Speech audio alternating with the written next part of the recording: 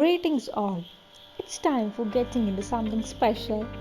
For the first time in the universe, we are making an automated shooting robot named E-Custos. We know there are some starting watches artists shooting robots like the Iron Dome of Israel, but this is like a feather in the cap. We can only keep this at particular points. So we wish to make an all-terrain moving shooting robot. We are a three-member group from the 8th semester Electronics and Communication Engineering at Federal Institute of Science and Technology, Angamali.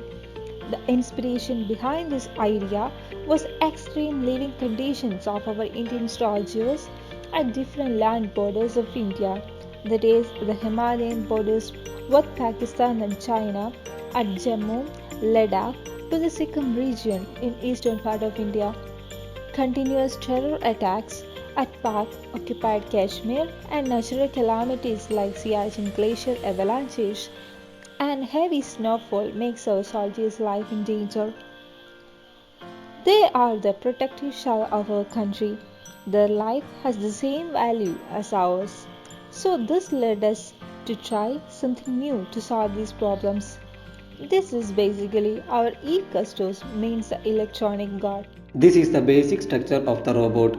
The face consists of a gun and a camera to detect the enemies. The modifications of the camera can be done at any stages of the project.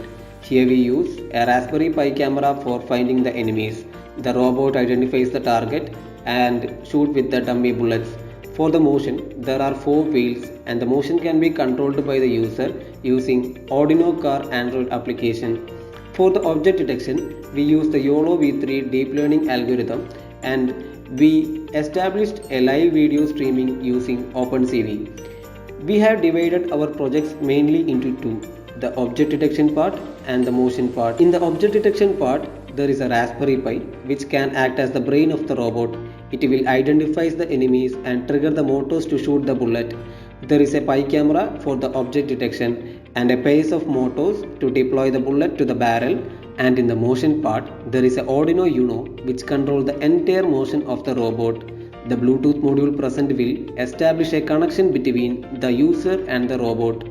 The motor driver controls the motion through the motors in the wheels, and there will be a power source to supply the energy to the entire robot. Here we use YOLO V3, that is You Only Look Once version 3, which is a deep learning algorithm for the real-time detection, identifies the objects either in videos, images or live feeds. Going to the working, first the robot detects the objects coming in the camera range and finds whether it is the enemy or not.